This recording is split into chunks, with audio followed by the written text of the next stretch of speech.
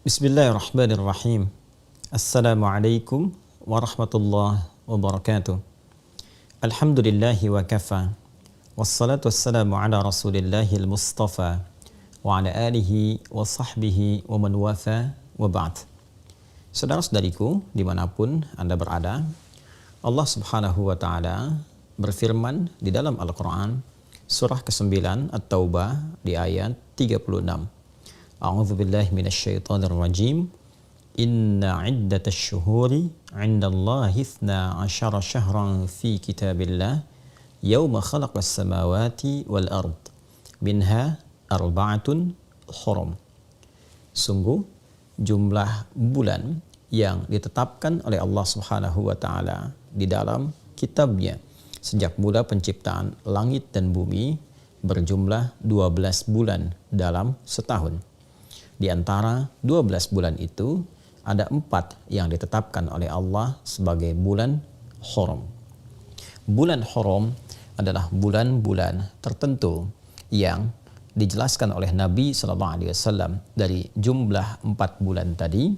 Dalam riwayat sahabat Ibnu Abbas radhiyallahu taala anhuma menyampaikan Nabi SAW menegaskan talata mutawaliyat, 3 dari 4 itu berada berurutan, yaitu Dzulqa'dah bulan ke-11, Dzulhijjah bulan ke-12, dan Al-Muharram bulan yang pertama. Sedangkan 1 dari 4 itu terpisah berada pada posisi yang ke-7, yaitu bulan Rajab. Rajab Mudhar ma baina Jumadah wa Sya'ban.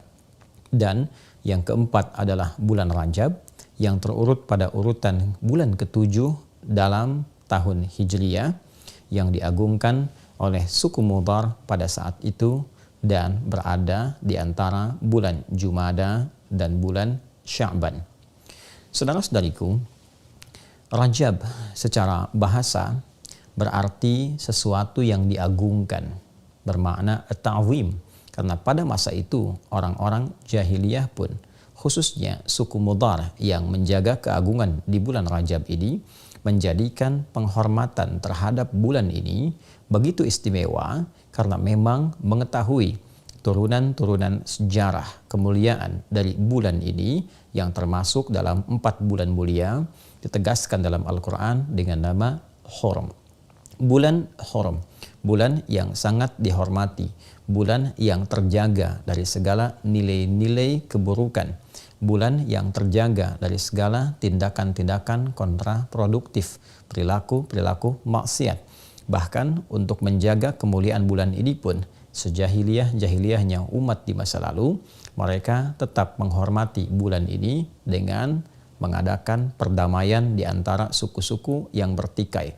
Mereka sepakat tidak berselisih di bulan ini, tidak berperang di bulan ini, dan berusaha untuk mengevaluasi kegiatan-kegiatan sehingga melahirkan harmoni dalam konteks kehidupan sosial.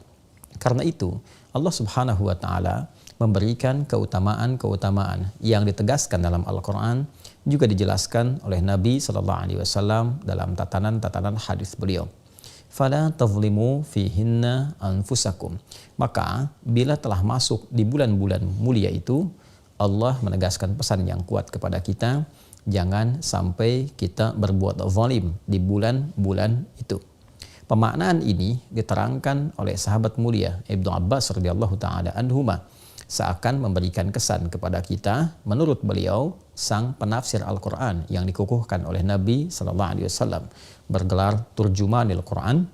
Beliau menegaskan di bulan itu adalah bulan tempat berlatih kita menunaikan amalan-amalan mulia, menjauhi perbuatan-perbuatan yang kontraproduktif, yang dengan penegasan ayat ini memberi kesan orang yang meningkatkan ibadah, mengukir perbuatan mulia, maka akan dilipat gandakan pahalanya, seperti halnya orang yang sengaja berbuat maksiat, maka berlipat pula dosa untuknya, karena ayat Al-Quran tegas mengatakan dalam bentuk larangan, fala tazlimu fihinna anfusakum.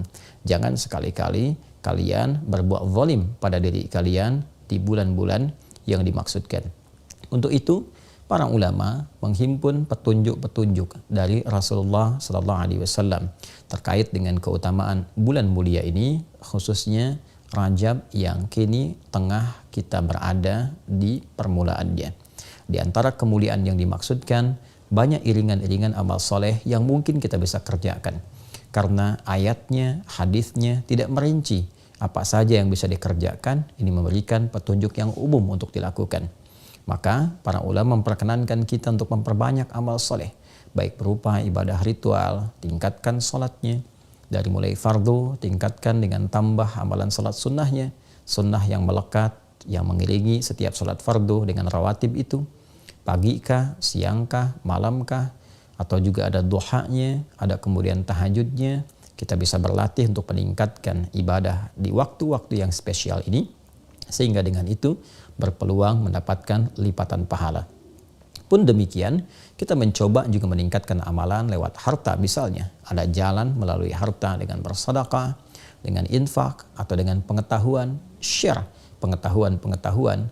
Sekarang era media sosial, Anda membuat status, share tentang isi hadis yang bermanfaat, ayat-ayat yang memotivasi, dan itu melahirkan pahala yang berlipat di bulan ini.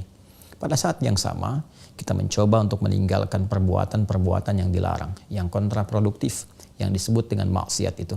Mari sejak saat ini berusaha untuk menanggalkan perbuatan-perbuatan negatif dari pikiran kita, dari pandangan kita, dari pendengaran, dari lisan sampai ke ujung kaki.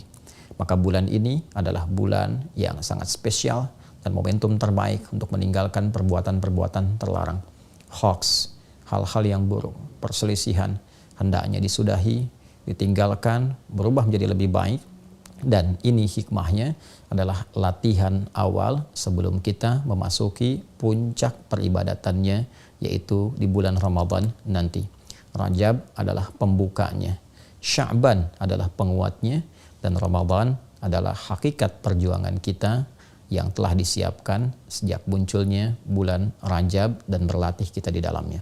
Di bulan haram ini boleh juga kita menggabungkan satu amalan yang sekiranya menghimpun seluruh kemuliaan tadi bisa dilakukan. Di antara caranya adalah seperti yang diisyaratkan Nabi SAW, yaitu dengan meningkatkan puasa di bulan Hurum, Dzulqa'dah, Dzulhijjah, Al-Muharram. Kita belum sampai ke bulan itu, namun kita sekarang berada di bulan Rajab. Maka boleh kita memperbanyak meningkatkan puasa di bulan ini, karena puasa memiliki hikmah meningkatkan ketakwaan, meningkatkan ibadah, sekaligus saat sedang menunaikan puasa itu juga dapat berlatih mencegah segala hal yang dilarang oleh Allah dan Rasulnya. Boleh silahkan meningkatkan puasa di waktu-waktu bulan mulia ini, kemudian juga malamnya tingkatkan tahajud, tingkatkan permohonan pada Allah Subhanahu wa Ta'ala. Mudah-mudahan dengan meningkatkan amalan di bulan Rajab ini, malamnya kita tingkatkan, siang kita tingkatkan, tilawah kita tingkatkan, kemudian memberikan jejak kehusyuan dalam jiwa kita, meningkatkan kekuatan dan semangat untuk bertakarub kepada Allah, sehingga saat tiba Ramadan itu kita sudah lebih siap membiasakan diri dan beradaptasi dengan ibadah. Memang ditemukan beberapa hadis-hadis yang kualitasnya sangat lemah, bahkan ada yang palsu terkait dengan keutamaan Rajab. Tapi bukan berarti amalan-amalan yang bisa kita kerjakan itu terlarang sepanjang ada hadis-hadis yang sahih, sepanjang ada ayat-ayat yang memang mendorong kita untuk beramal. Karena itu bukan berarti karena ada hadis-hadis yang bermasalah malamnya kita tidak sholat.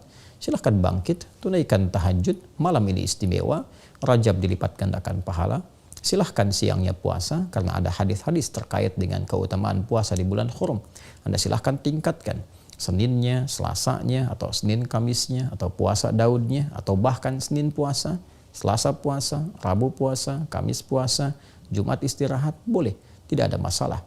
Niatkan puasa di bulan Hurum, spesifiknya untuk di bulan Rajab, dan mudah-mudahan Allah Subhanahu wa Ta'ala memberikan segala janji yang telah ditegaskan dan menjauhkan kita dari segala perbuatan maksiat.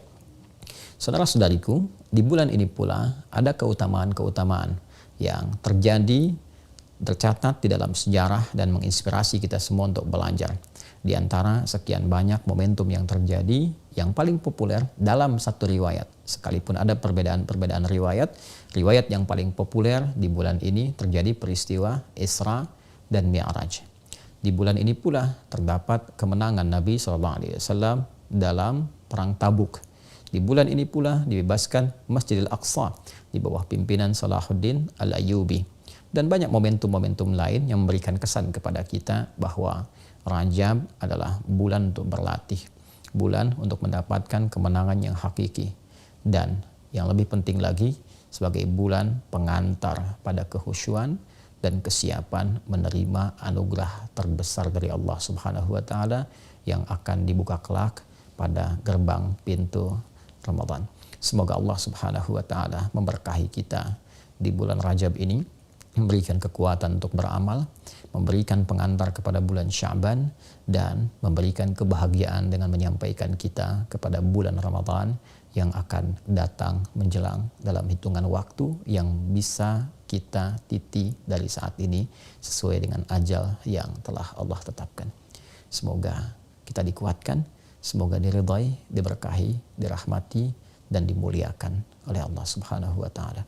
Allahumma taqabbal minna innaka antas sami'ul alim wa tub 'alaina innaka antat tawwabur rahim. Barik lana fi hadha asy-syahr ya arhamar rahimin wa ballighna fi ramadan ya rabbal alamin kama tuhibbu wa tarda. Wa sallallahu ala sayyidina Muhammad wa ala alihi wa sahbihi ajma'in.